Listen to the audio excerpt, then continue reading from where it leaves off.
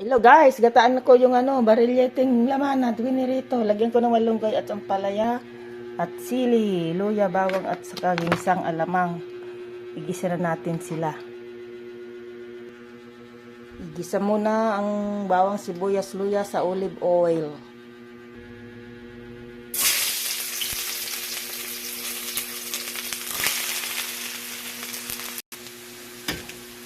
Ilagay na natin ang isda.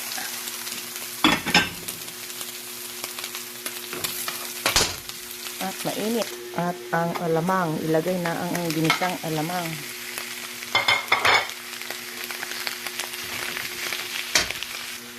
At ang sili. Ilagay na natin ang sili. Ilagay na si gata. Haluin. Pakuluin at ilagay yung malunggay at saka yung ampalaya. Timplahan natin ng Lawrence patis.